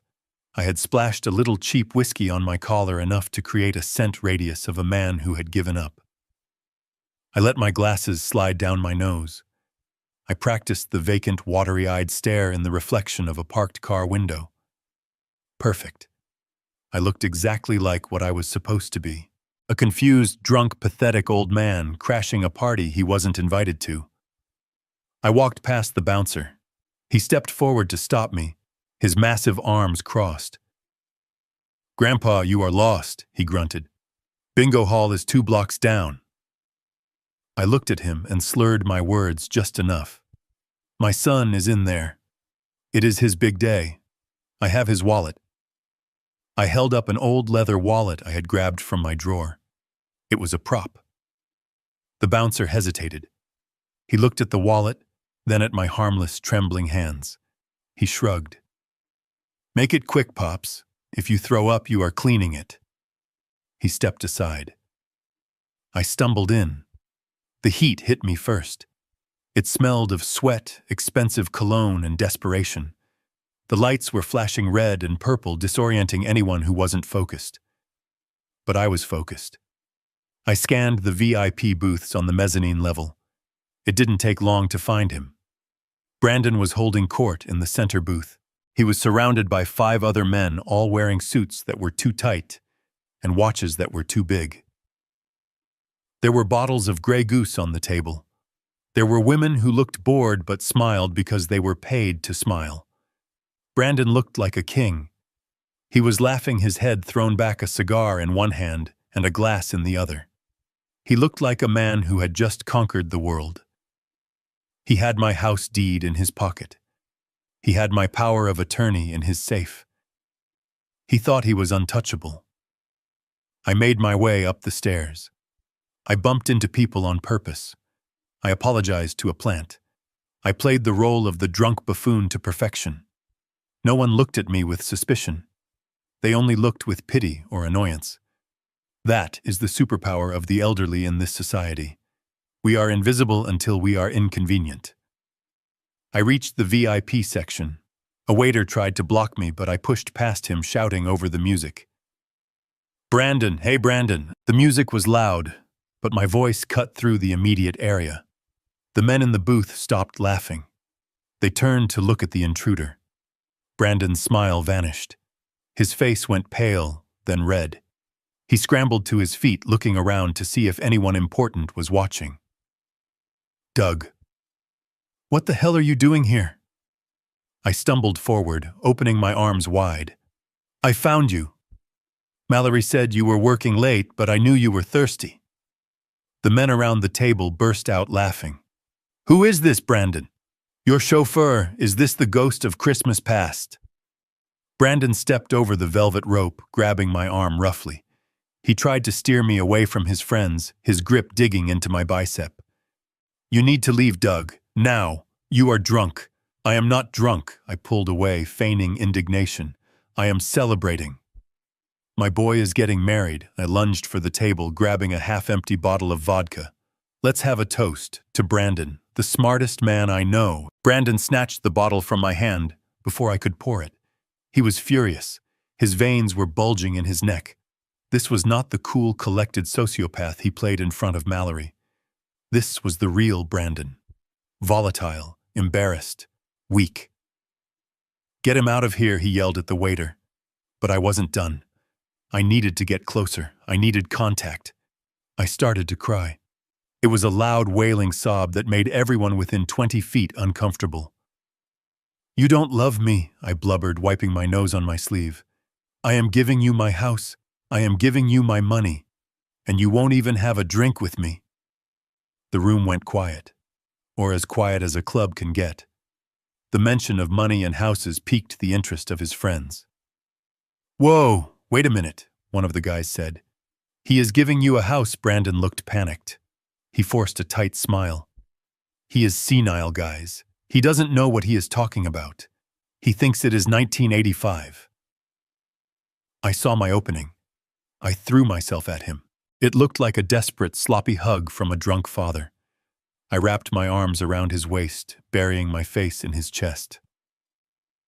I love you, son. Please take care of my little girl. She is all I have, Brandon froze. He held his arms out to the side, disgusted, trying not to touch me. Get off me, Doug. Seriously, get off. He pushed me. He shoved me hard. But in that split second of contact, while he was distracted by his own revulsion, my right hand moved. It was a move I had practiced 1,000 times with a sleight-of-hand magician who worked as an informant for the bureau. I slipped the device into the inner pocket of his suit jacket. It was a microtransmitter smaller than a dime with a magnetic clip that would attach to the lining. It clicked into place. He didn't feel a thing. He was too busy trying to peel me off his expensive Italian wool. I stumbled back, letting his shove knock me into a waitress carrying a tray of drinks. The tray flipped. Ice and cranberry juice sprayed everywhere. Chaos erupted. Security. Brandon screamed. Get this old freak out of here. 2 bouncers appeared out of the shadows. They grabbed me by the elbows. I didn't fight. I went limp, letting them drag me toward the exit. I am sorry, I shouted back, still playing the part. I just wanted to say, congratulations. Brandon was brushing off his jacket, furiously checking for stains. He didn't check the inside pocket. Why would he? He thought I was just a clumsy, drunk idiot. The bouncers hauled me down the stairs and threw me out the front door. I landed on the wet pavement, scraping my palm. Stay out, Pops, the bouncer warned, or next time you leave in an ambulance. I lay there for a moment, letting the club door swing shut. I stood up. I brushed the dirt off my pants. I took off my glasses and wiped the rain from the lenses. The drunken slur vanished. The stooped posture straightened. I walked down the block to where I had parked my sedan in a dark alley. I got in and locked the doors. I reached into the glove box and pulled out the receiver unit. I put on the noise-canceling headphones. I turned the dial. Static, then voices. Crystal clear. I had him. I leaned back in the seat, listening. Inside the club, Brandon was trying to recover his dignity. Sorry about that, boys. Brandon's voice came through the headphones. The old man is a loose cannon. Should have put him in the home weeks ago. Don't sweat it. B, one of his friends said. Did he say he gave you a house? Brandon laughed. The sound was ugly. I got him to sign everything this morning. The house, the stocks, the whole portfolio. It is worth $2 million easy. Nice score. So the debt is covered, Brandon scoffed. I'm going to pay off the shark on Monday morning, and I will still have enough left over to buy that Porsche I showed you. What about the girl? The friend asked. Mallory. What about her? Brandon replied. She is clueless. She thinks I am her knight in shining armor. Once the money is secured, I don't need to pretend anymore. If she complains, I will divorce her. Since the assets were transferred to me before the marriage via the power of attorney, I can argue they are my separate property. Or I will just declare the old man incompetent and keep control as his guardian. Either way, I win. I closed my eyes. Hearing it confirmed was different than suspecting it. It was cold. It was calculated. He had planned every step. He had looked at my daughter's love and seen only a transaction code. There is just one problem, another voice said. A deeper voice. I recognized it from the background of his phone calls. It was the shark's enforcer, likely invited to keep an eye on the investment. What problem? Brandon asked, his voice tightening. You better have that cash by noon Monday. The boss is getting impatient. He doesn't like waiting for inheritances. Relax, Brandon said. I have the keys to the kingdom. The old man is done. He is basically a vegetable. Did you see him? He couldn't even stand up straight. He is harmless. I opened my eyes. I looked at the rain streaming down the windshield. Harmless. That is what they always think. They mistake kindness for weakness. They mistake silence for submission. I reached for a notebook and wrote down the timestamp of the confession. 11:42 p.m. Admission of predatory intent. Admission of premeditated divorce and asset stripping. This was not just evidence for a lawsuit. This was evidence for a criminal indictment. I kept listening. They ordered more bottles. They toasted to easy money and stupid in-laws. I let them laugh. I let them celebrate. I had the recording. I had the documents ready to transfer the assets out from under him. And now I had his confession on tape. Monday wasn't going to be a wedding. It was going to be an autopsy. I took off the headphones. My ears were ringing, but my mind was clear. I started the car. I drove home slowly, obeying every traffic law. I needed to get a good night's sleep. I needed to be fresh for tomorrow. Tomorrow was the wedding day. The day I would walk my daughter down the aisle to a man who planned to destroy her. It would be the hardest walk of my life. I would have to smile. I would have to shake his hand. I would have to hand her over. But I knew something he didn't. I wasn't handing her over to a husband. I was handing him over to the executioner. And the executioner was me.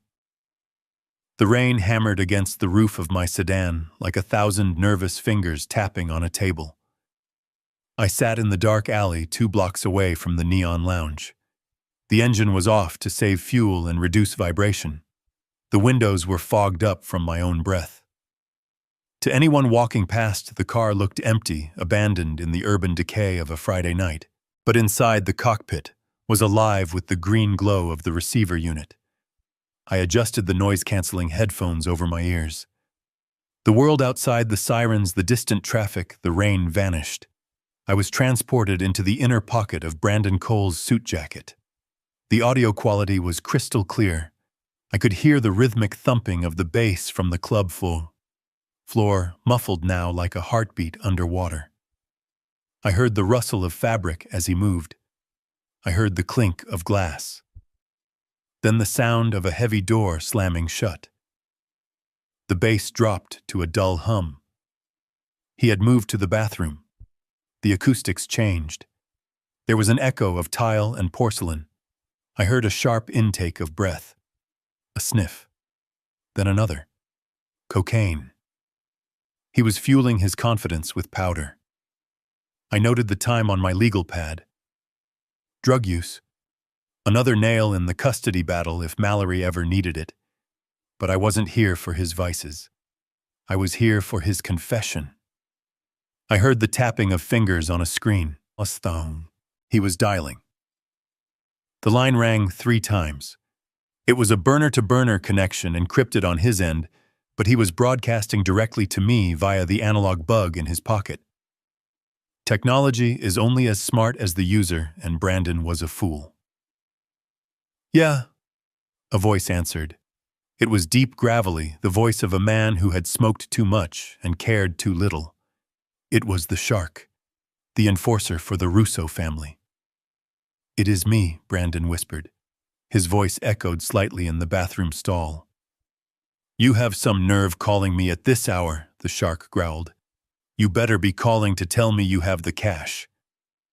"I have better than cash," Brandon said, his voice trembling with a mixture of fear and adrenaline. "I have the keys to the castle. The old man signed everything. I have the power of attorney and the deed transfer in my pocket right now." I pressed the record button on the digital unit, watching the red light blink steady and true. This was it. This was the moment the conspiracy moved from intent to action. "Paper is just paper," Brandon the shark spat. "I can't pay my bosses with a piece of paper signed by a senile geriatric." "It is not just paper," Brandon hissed. "I have a buyer for the house, a cash buyer. We close on Monday morning at 10. The wire hits the account by noon. You will have your 2 million plus the vigorish by 1 o'clock. I wrote it down. Monday, 10 a.m. Intent to sell property not belonging to him, and the rest of the portfolio, the shark asked. Liquidating it. Tuesday, Brandon bragged. I am going to strip it clean. The old man has blue-chip stocks that have been sitting there for 30 years. I am going to sell them all. I closed my eyes, visualizing the portfolio he was talking about. Stocks I had bought when Mallory was born. Stocks meant to pay for her children's college tuition. He spoke about them like they were chips on a roulette table. You better be sure. Brandon, the voice on the line dropped an octave. It became deadly quiet. Because if I look at my account on Monday afternoon and I see zero, I am not coming to your house to talk. I am coming to the wedding reception, and I am going to carve my money out of your bride. I gripped the steering wheel. My knuckles turned white. The threat was explicit. It was recorded. It was admissible. Don't touch her, Brandon said, but his voice lacked conviction. He sounded more worried about the scene it would cause than her safety. You will get your money. Just call off the dogs. I saw a guy watching the house last night. That is insurance, the shark said. He stays until the check clears. Don't do anything stupid, Brandon. Do not try to run. We will find you. And if you try to hide behind the police, we will make sure the girl pays the price before we go down. I am not running, Brandon said. I am winning. I told you. The old man is a vegetable. He doesn't even know what day it is. He thinks I am his best friend. Good, the shark said. Keep him compliant. Make sure he doesn't wake up until the ink is dry. The line clicked dead. I heard Brandon exhale a long, shaky breath. Then I heard him laugh. It was a short, manic giggle. He splashed water on his face. I heard the faucet run. You are a genius, Brandon, he whispered to himself in the mirror. You are a king. He opened the bathroom door, and the bass of the club roared back into the headphones, swallowing his arrogance in noise. I took the headphones off. My ears rang in the sudden silence of the car. I looked at the digital recorder. The file was saved. Evidence_001.wav. I had him. I had him on conspiracy to commit wire fraud. I had him on conspiracy to commit grand larceny. I had him on tape admitting to the premeditated theft of my estate. And most importantly, I had the direct threat against Mallory recorded, which justified every extreme measure I was about to take. But the trap wasn't closed yet. I needed to make sure the floor he was standing on was actually a trapdoor. I picked up my burner phone and dialed Patricia. It was nearly midnight, but I knew she was awake. Lawyers like her don't sleep when there is blood in the water. Talk to me, she answered immediately. He admitted it, I said, my voice calm and level. He is selling the house Monday morning at 10. He has a cash buyer lined up. He is liquidating the stocks on Tuesday. Good, Patricia said. That is the intent. Now let's talk about the reality. I just received the confirmation email from the county clerk's digital filing system. And I asked, holding my breath. The shadow trust is active, she said. Her voice carried a rare note of satisfaction. The deed to your house was officially transferred to the Mallory Protection Trust as of last Monday. The brokerage accounts were retitled on Wednesday. So what does Brandon have in his pocket? I asked, even though I knew the answer. I needed to hear it. Patricia chuckled. He has a power of attorney that grants him control over assets that no longer exist in your name. He has the keys to a safe deposit box that we emptied 3 days ago. When he walks into that closing on Monday, he is going to try to sell a house that belongs to a trust. He has no authority over. That is fraud, I said. That is felony fraud, Patricia corrected. Attempting to sell property you do not own. The moment he signs that sale contract, he commits a federal crime.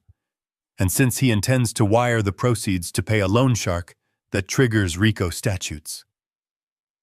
Money laundering. The trap is set, I said. It is welded shut, Doug. There is no way out for him. What about Dr. Meyer, I asked.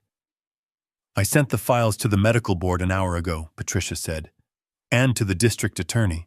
They are issuing a warrant for his arrest on Monday morning for falsifying medical records and elder abuse. By the time the wedding cake is cut, the good doctor will be in handcuffs. I looked out at the rain. The city looked different now. It wasn't a dark, scary place. It was a grid of justice waiting to be activated. There is one variable, I said. The shark. He has a man watching the house. I know, Patricia said. I have already arranged for a private security detail. Ex-bureau guys. They will be at the wedding. They will be at the reception. If the shark's men show up, they will be neutralized. Quietly.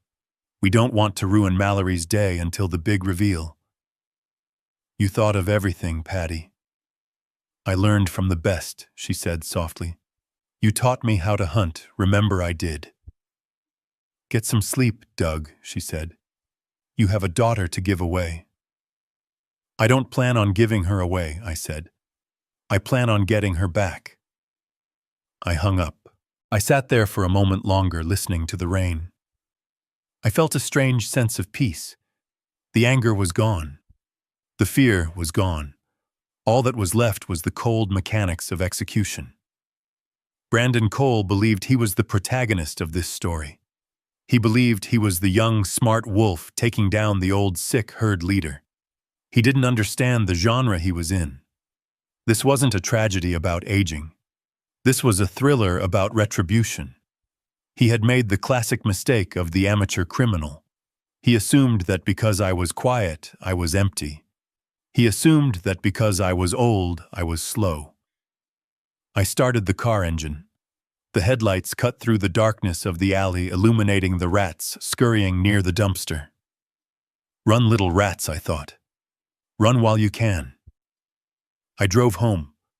I pulled into the driveway next to Brandon's empty spot. I walked into the silent house. I went to the kitchen and made myself a sandwich. I ate it standing up, staring at the spot on the floor where I had spilled the wine. I cleaned the spot again, scrubbing it until the wood shone. I went upstairs to my room.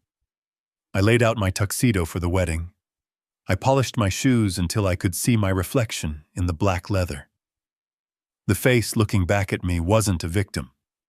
It was a judge. I placed the digital recorder on the nightstand next to my bed. It was a small black box, innocuous and boring.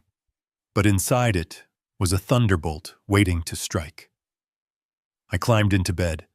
For the first time in a week, I didn't stare at the ceiling worrying. I closed my eyes and fell into a deep, dreamless sleep. I needed the rest. Because tomorrow I had to play the role of the happy, oblivious father of the bride.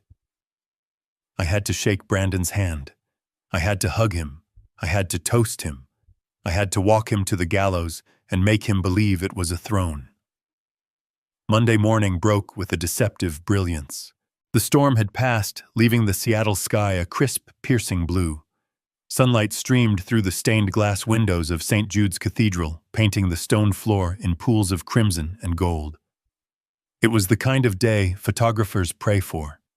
It was the kind of day that looks perfect on Instagram and feels hollow in real life. I stood in the vestibule, adjusting my tuxedo. It was the same tuxedo I had worn to my own wedding 40 years ago, let out 2 inches at the waist. Brandon had offered to buy me a new one, a modern, slim-fit thing that would have made me look like a waiter, but I refused. I wanted to wear my own armor. I wanted to wear the clothes of a man who had built a life on honest work, not on Ponzi schemes and stolen inheritances. The organ music swelled a deep, vibrating chord that shook the heavy oak doors. It was the wedding march, but to my ears it sounded like a funeral dirge, and in a way it was. We were about to bury Brandon Cole's life, and he was the only one who didn't know it. Mallory stood beside me. She looked breathtaking. Her dress was a cascade of white silk and lace costing more than my first car. She was trembling. Not the gentle flutter of a nervous bride, but the low-frequency vibration of a woman walking into a cage. She held a bouquet of white roses, her knuckles white around the stems. "Dad," she whispered, not looking at me. Her eyes were fixed on the heavy doors. "Thank you." For what I asked softly. For behaving. For signing the papers. I know you didn't want to. I know you don't like him. But thank you for doing it for me. I looked at her profile, I wanted to shake her.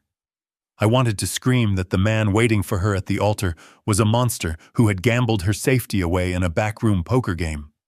But I couldn't. Not yet. The trap required total commitment. If I stopped her now, Brandon would walk away, the Russos would walk away, and the threat would linger over her forever. I had to let the door close so I could lock it. "I am doing this for you, Mal," I said. "You have no idea how much." The doors swung open. The light from the sanctuary hit us. A sea of faces turned to look. I scanned the pews as we began the slow, measured walk down the aisle.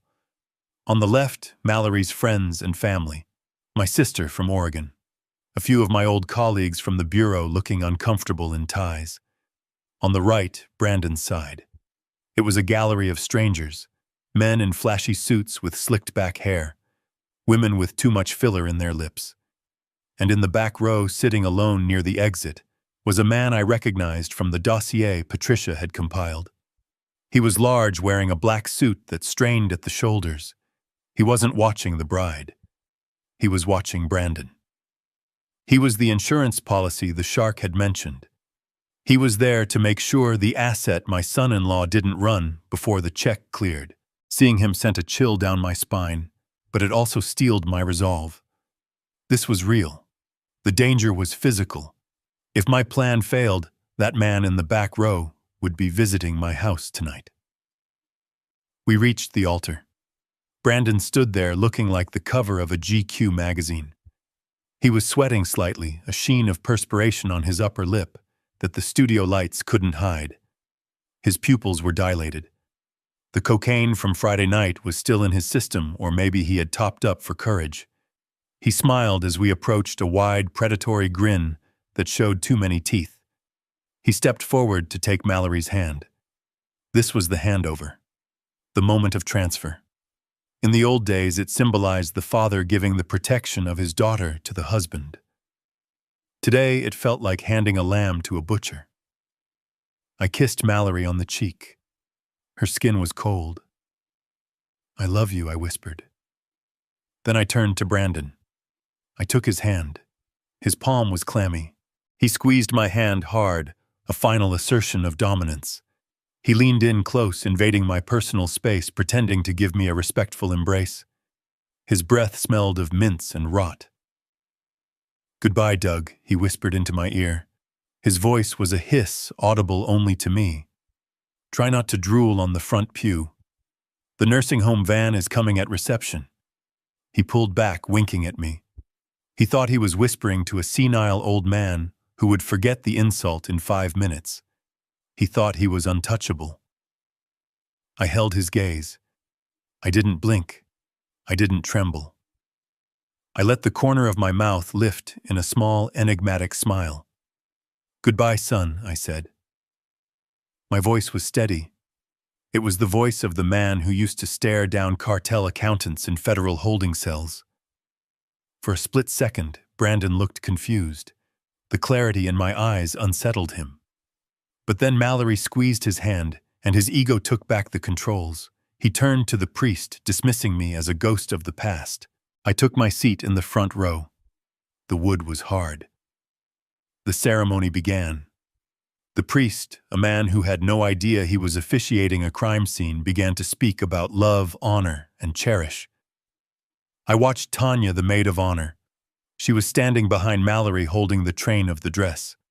She was looking at Brandon with a secret, smoldering gaze. They were mocking my daughter right in front of God and everyone. They were planning their life with my money, their affair, their deception. I looked at my watch. It was 10:30. In the real world outside this stone echo chamber, the gears were turning.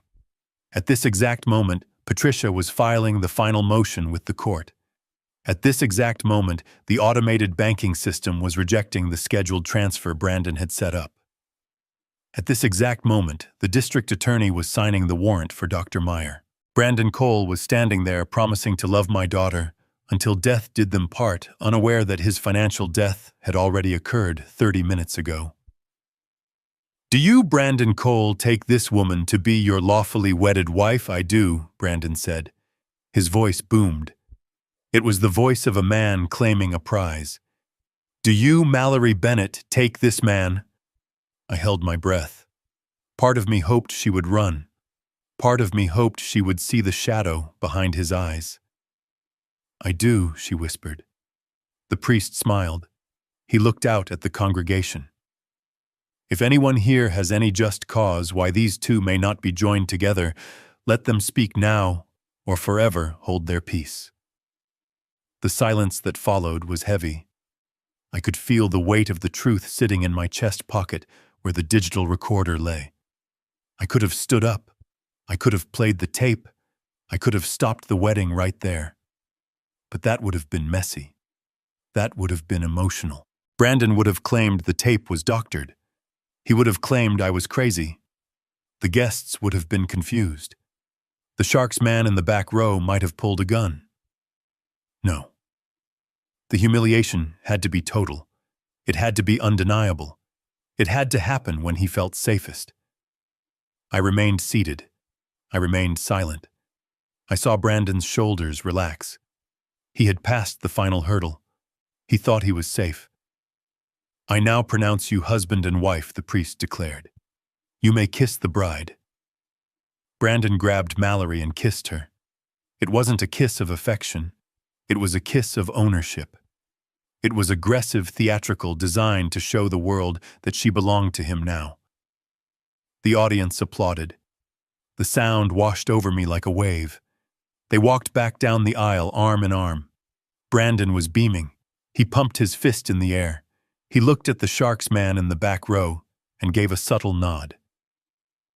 It's done. I have the girl, I have the money. The enforcer didn't smile.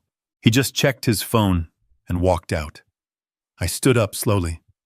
My legs felt heavy, but my mind was light. The ceremony was over.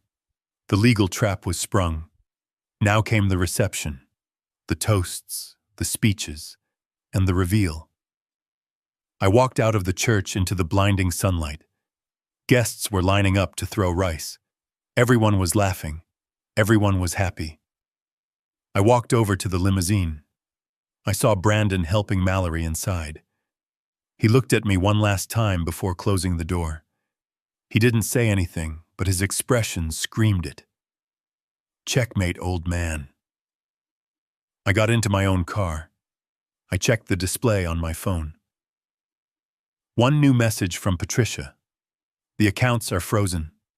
The sheriff is en route to the reception hall. ETA 45 minutes. I started the engine. Enjoy the ride, Brandon, I said to the empty car. It is the last time you will ever sit in a limousine without handcuffs. I pulled out into traffic following the white ribbon of the just-married car. The funeral procession had begun. The reception hall at the Grand Meridian was a cavern of crystal and silk.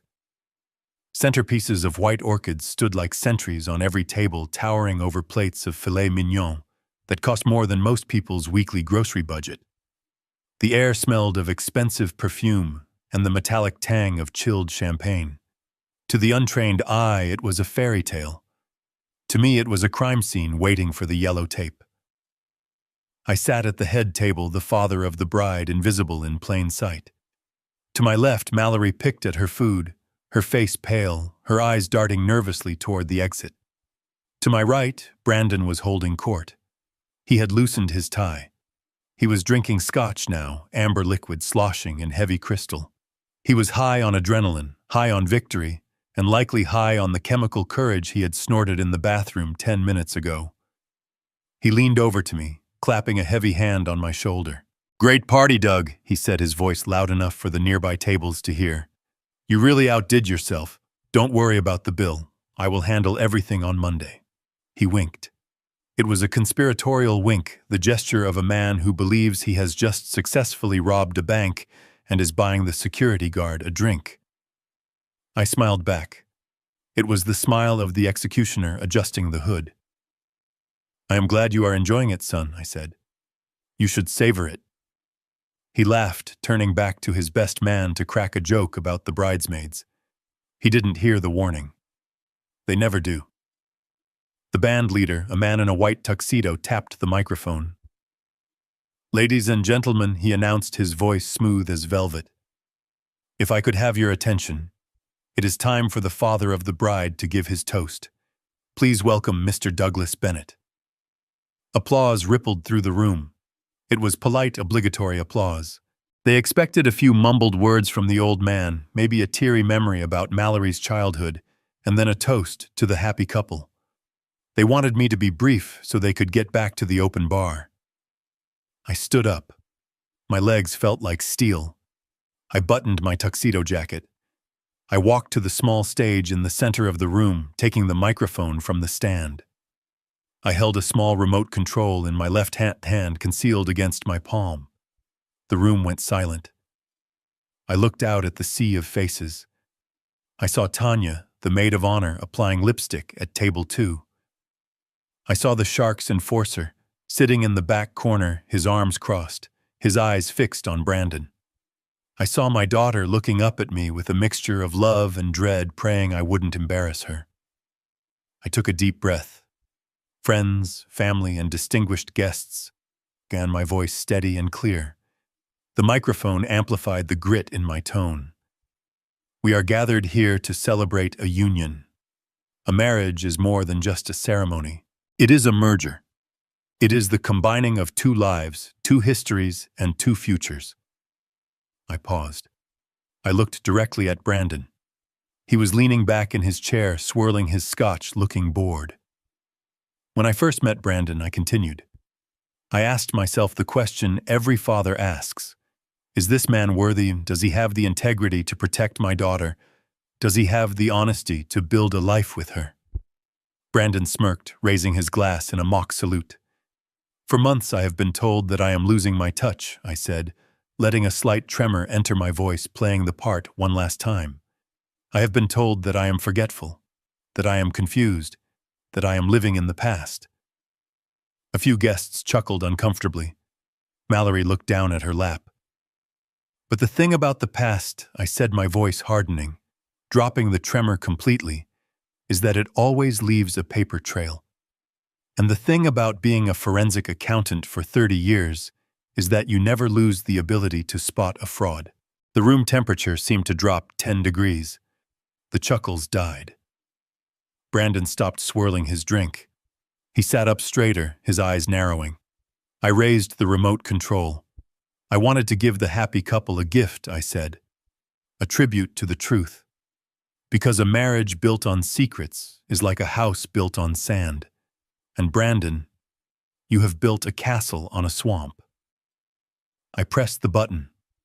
The massive projection screen behind me, which had been displaying a loop of engagement photos, flickered. The image changed. It was not a photo. It was a video. Grainy black and white, time-stamped 3 days ago.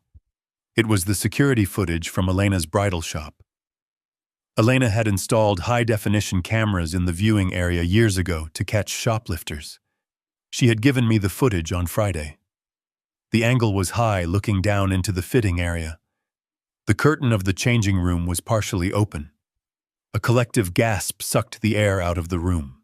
On the screen, Brandon and Tanya were clearly visible. They were not trying on clothes.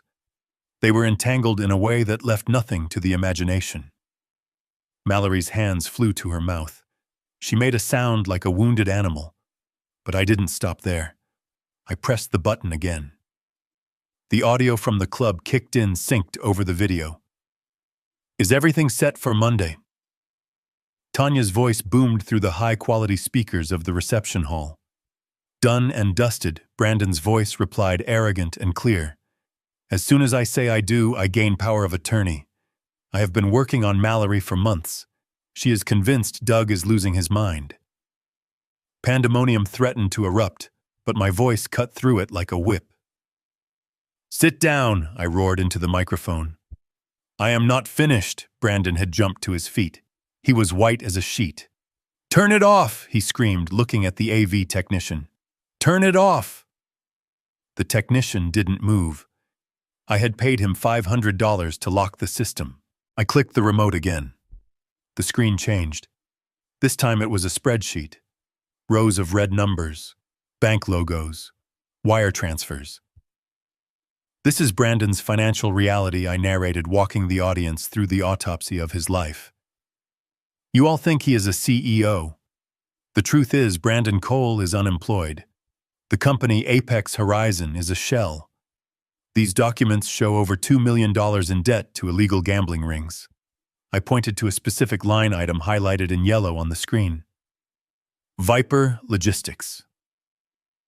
That is not a shipping company, folks, I said, locking eyes with the enforcer in the back of the room. That is the collection arm of the Russo crime family. Brandon looked at the back of the room. He saw the enforcer stand up. The color drained from his face so completely he looked like a corpse. He is lying! Brandon shouted, his voice cracking. He is senile. He photoshopped this. I clicked the remote again. A text message appeared on the screen, the one I had photographed from his phone.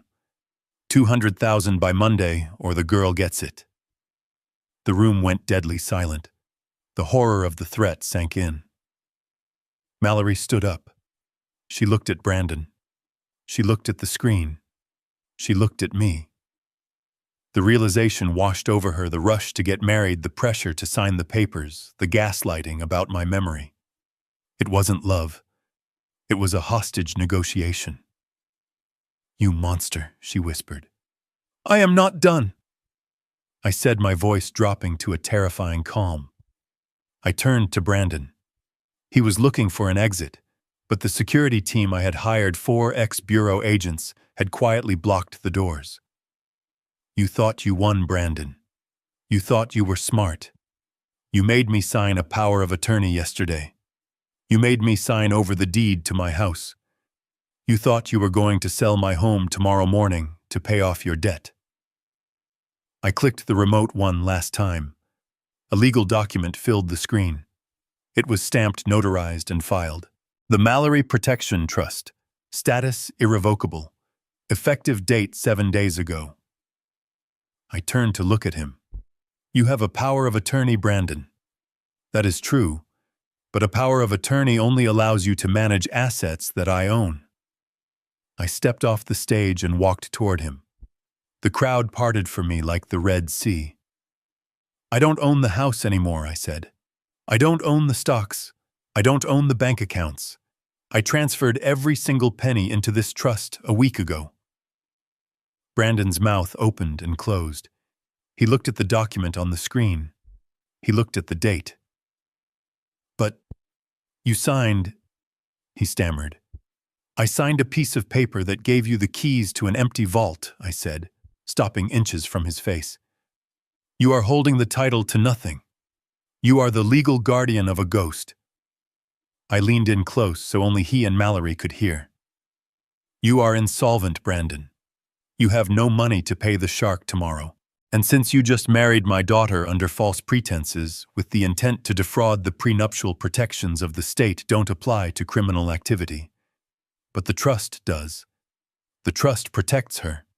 It protects the house. It protects everything from your creditors. Brandon looked at the back of the room. The enforcer was taking out his phone, making a call. The look on the enforcer's face said everything. The deal was off. The hunting season was open. You set me up, Brandon whispered, tears of panic welling in his eyes. You killed me. They are going to kill me. I didn't kill you, I said coldly. I just refused to let you use my daughter as a human shield. I turned to Mallory. She was standing there, shaking, tears streaming down her face, her beautiful dress looking like a shroud.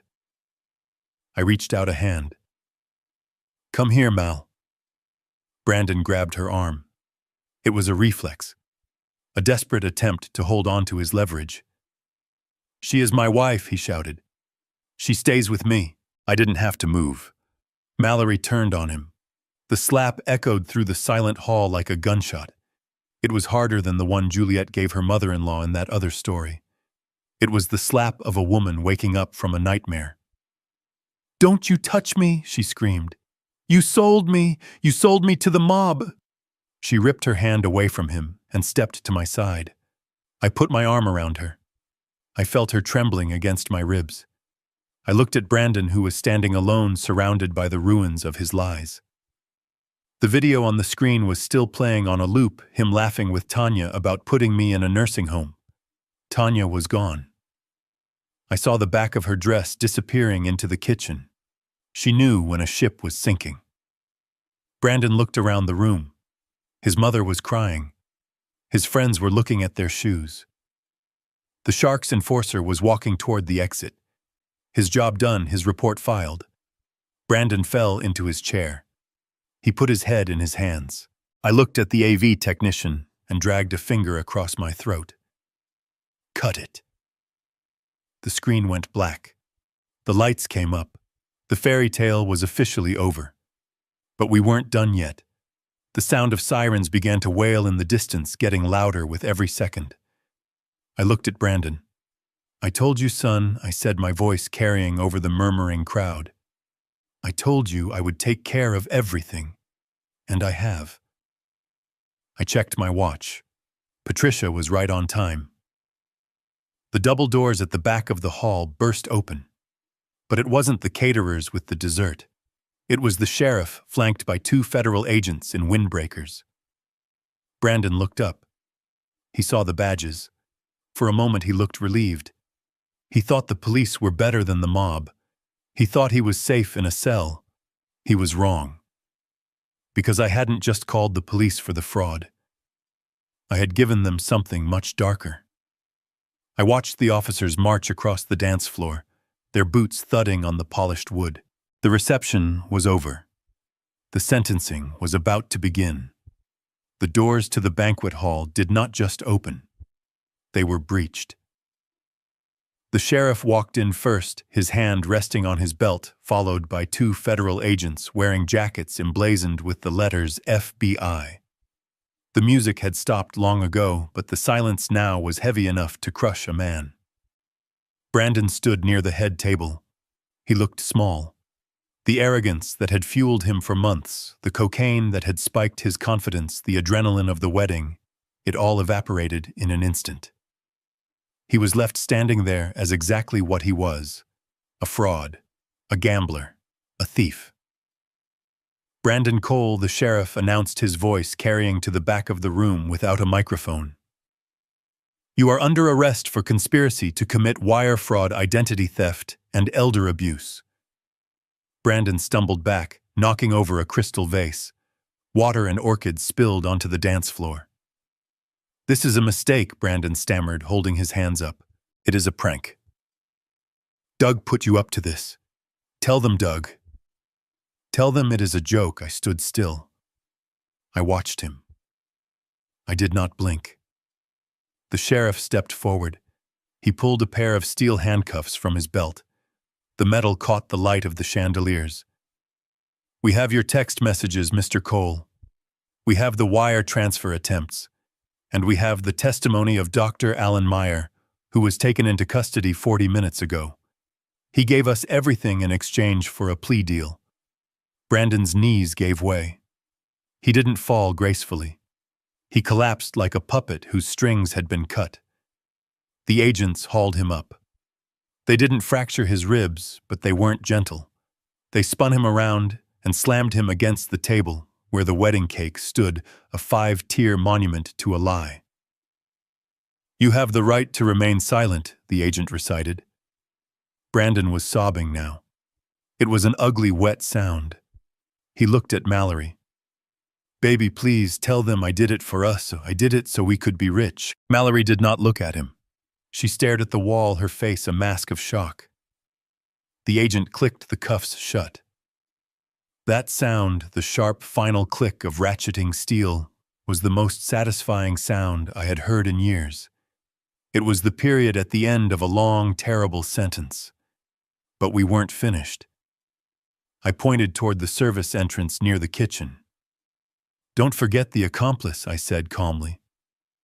Tanya was trying to slip away. She had ditched her bouquet and was inching toward the exit, trying to blend in with the catering staff. An agent moved to intercept her. He blocked her path with the solidity of a wall. "Going somewhere, Ms. Miller?" he asked. Tanya froze. Her face was pale, her lipstick smeared. "I didn't do anything," she shrilled. "I was just the maid of honor. You are on the tape, Tanya," I said from across the room. "You conspired to defraud an estate. You knowingly participated in a scheme to falsify medical records, and you are an accessory to the attempted theft of $2 million. "No!" she screamed, pointing a shaking finger at Brandon. "It was his idea. He forced me. He said he would pay off my student loans." Brandon twisted in the grip of the agents. "You traitor! You begged me to cut you in!" They screamed at each other as they were dragged out. The bride and groom of the underworld turning on each other before they even reached the squad car. The guests watched in horrified fascination. Phones were out. The live stream was probably trending already. The reputation of the Cole family was incinerated in real time.